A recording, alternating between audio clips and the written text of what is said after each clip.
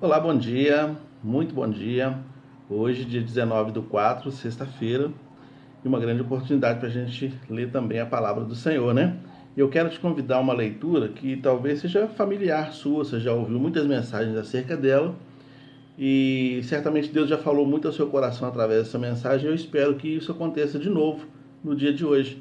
E o texto é 2 Reis, capítulo 20, do versículo 1 ao 7, que diz assim, ó: Naqueles dias adoeceu Ezequias de morte, e o profeta Isaías, filho de Amós, veio a ele e lhe disse: Assim diz o Senhor: Ordena a tua casa, porque morrerás e não viverás.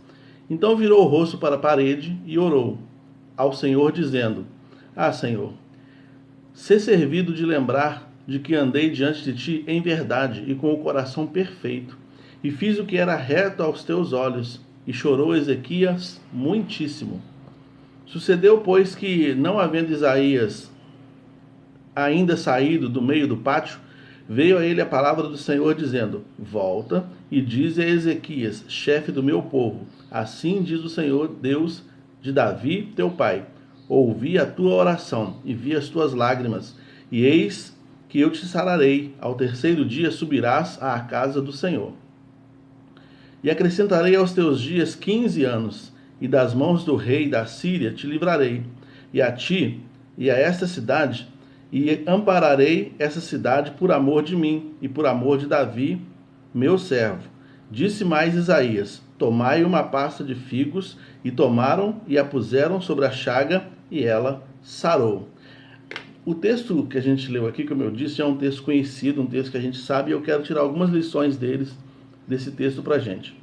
Bom, a primeira lição que eu quero tirar desse texto é que coisas ruins também acontecem com pessoas boas, né? A gente vê aqui o histórico de Ezequias. Se você vai ler a história dele, você vai ver que ele era um rei temente a Deus, um rei que fazia com que as coisas de Deus fossem para frente, um rei que viabilizava a presença de Deus na nação. Ele viabilizava isso, não permitindo que ídolos fossem introduzidos na nação, não permitindo que outros pensamentos, outras questões relacionadas a outras divindades fossem valorizados na nação, mas muito pelo contrário, ele fazia com que as pessoas tivessem acesso ao Senhor, né? E ele mesmo buscava ao Senhor.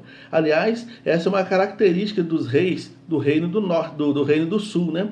A Bíblia fala sobre o reino do norte e do sul, onde os reis do reino do norte, de Israel, eram perversos, abandonaram o Senhor e viviam longe do Senhor, ao passo que os reis do reino do sul já eram mais tementes a Deus. E uma das figuras mais proeminentes nesse sentido é o rei Ezequias. Então, coisas ruins acontecem com pessoas boas.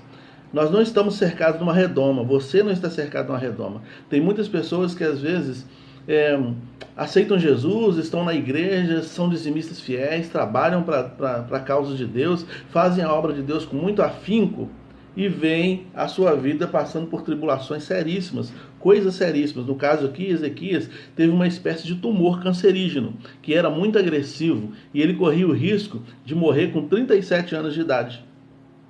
Ele ia morrer novo, né? No nosso contexto social, muito novo, 37 anos de idade. Naquele contexto, já tinha uma certa idade, porque a pessoa já era senhor, naquele tempo antigo, um menino já era chamado senhor já com 15 anos de idade. Eles viviam pouco, né? Eles não tinham uma vida muito longa. Hoje em dia, a expectativa de vida aumentou, as pessoas estão chegando hoje a 85, até mais de 85 anos de idade, né? Mas naquele tempo, com 50, já era um senhorzinho, já estava, né? E não está muito longe, né? Se você vai pegar aí, se você vai olhar, por exemplo, aí nos anos 80, você se referia a uma pessoa de 40 anos como um senhor. Aquele senhorzinho de 40 anos, na década de 80, 90, era assim que a gente falava, né? Hoje em dia a gente vê que uma pessoa de 40, 50 anos está jovem ainda. Mas o Ezequias morreria com 37 por causa de um câncer muito agressivo que veio sobre ele. Coisas ruins acontecem com pessoas boas. Então não é porque você serve a Deus, não é porque você é dizimista, não é porque você faz a obra de Deus que você está isento de passar por tribulações. Aliás, muitas vezes as tribulações vêm exatamente por causa disso, né? Exatamente por causa disso. Muitas vezes o vaso é atacado para ver se a mensagem não avança. Muitas vezes o inimigo ataca o vaso para que a mensagem não avance. Você é portador de uma mensagem que transforma vidas. E em virtude disso, muitas vezes o inimigo te ataca. tá? Então, você não é a única pessoa que pode estar passando por alguma tribulação, tá? Aliás, o apóstolo Pedro fala sobre isso. Outra coisa que a gente vê nesse texto é: Deus está vendo o nosso sofrer. Deus vê a gente quando ninguém está vendo. Lá no quarto escuro, quando Ezequias recebeu a sentença de coloca sua casa em ordem que você vai morrer e não vai viver, lá naquele quarto escuro, a Bíblia fala assim, ele virou para a parede e chorou, amargamente, chorou muitíssimo. Né? Ele estava com o coração destruído por causa daquela sentença. Nossa, puxa vida, Senhor. Por que você está permitindo isso acontecer? E Deus viu. Deus está te vendo, meu irmão. Talvez você está passando por alguma tribulação que você não conta para ninguém, ninguém sabe o que está acontecendo na sua vida, mas Deus está te vendo, né? Deus está olhando para essa tribulação, Deus está cuidando de você nesse momento, né? A Bíblia diz que o rei Isaías nem chegou a sair do lado de fora dos portões da casa do palácio do rei. Ele estava ainda no pátio, Deus mandou ele voltar, falou, olha, volta lá, e eu mudei a sentença, né? Porque Deus, terceira coisa, porque Deus ouve orações sinceras. Chorando muitíssimo, ele fez uma oração muito sincera. Existem momentos que a gente faz orações formais, né? Não sei, eu estou falando por mim, eu não sei da sua realidade, mas a maioria das orações que eu faço tem muita formalidade.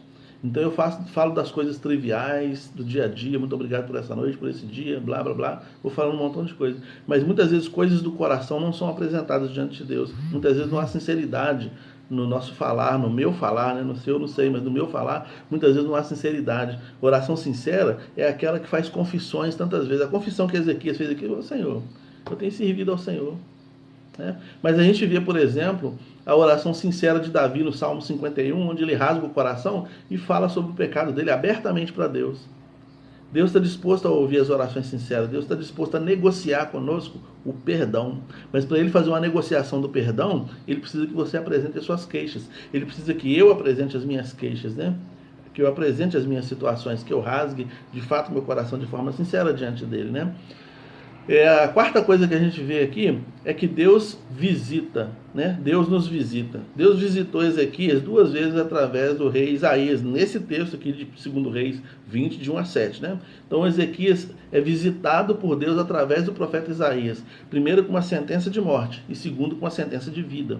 Então Deus nos visita, né? Deus visita-nos nos momentos da tribulação. Deus nos visita através de pessoas. Deus usa pessoas muitas vezes para trazer alento ao nosso coração. Deus usa pessoas muitas vezes para ouvir a nossa queixa, ouvir o nosso clamor, né? Deus manifesta-se para conosco usando vidas de pessoas semelhantes a nós, né?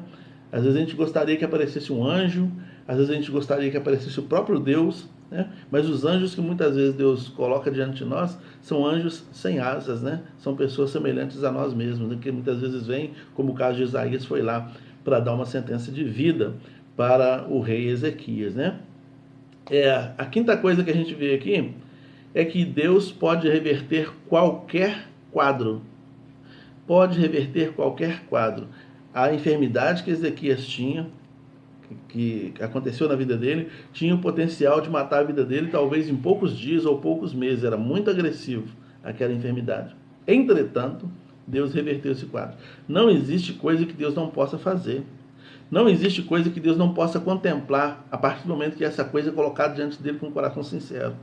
Não existe aquilo que Deus não é capaz de fazer.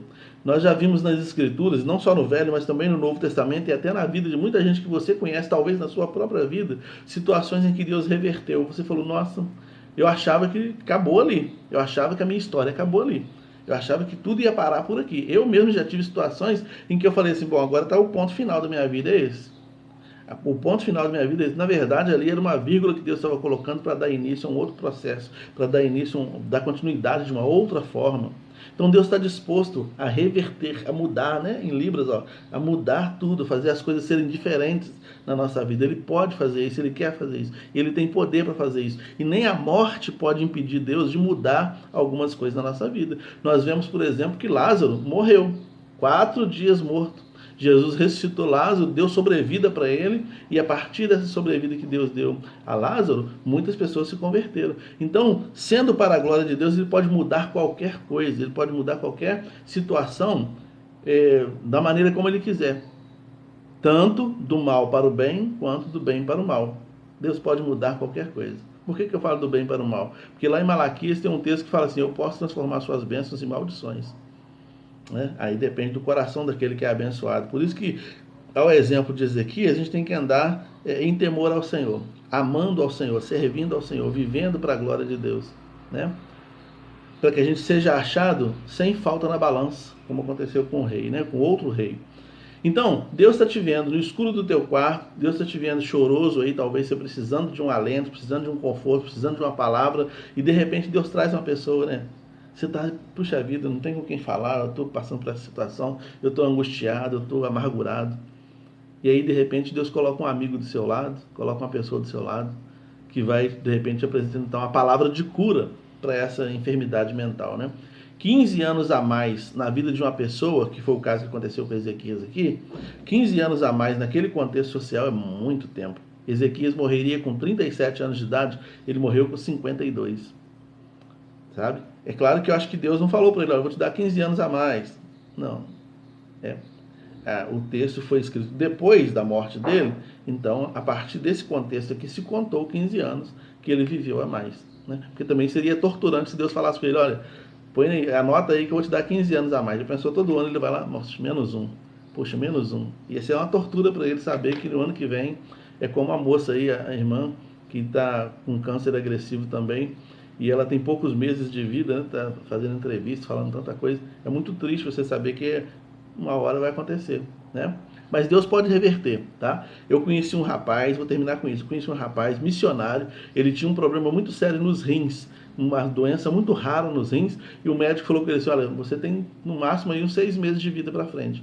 Quando eu ouvi o testemunho dele, numa igreja aqui em Juiz de Fora, há uns 20 anos atrás, quando eu ouvi o testemunho dele, ele falou assim: olha, já tem 10 anos que eu estou vivendo, e o médico falou que eu viveria só 6 meses. Então, assim, Deus pode reverter, Deus pode confundir a medicina. E nesse caso foi assim que Deus fez, né? Então, que Deus te abençoe, que Deus nos abençoe. Coloque diante de Deus as suas causas, vamos colocar nossas vidas diante de Deus. E se estiver passando por alguma tribulação, não significa que Deus virou as costas, não significa que nós somos humanos. E no mundo, Jesus falou, tereis aflições, tá bom? Irmã Ana Machado, um bom dia para a senhora, é sempre bom revê-la, né? Muito obrigado pela presença da senhora aí. Vamos orar. Senhor, obrigado pelo teu cuidado, pela tua misericórdia, pelo teu amor para conosco. Nós pedimos o perdão para os nossos pecados e colocamos diante do Senhor o nosso coração e a nossa vida. Se há alguém precisando dessa palavra porque está passando por alguma tribulação, alguma situação que acha que é irreversível, ó Deus, manifesta o teu poder e abençoe esse teu servo, essa tua serva, em nome de Jesus. Amém. Que você tenha uma sexta-feira abençoada e um final de semana guardado pela boa mão do Senhor. Vera Lúcia, um abraço, tá, minha irmã? Deus te abençoe.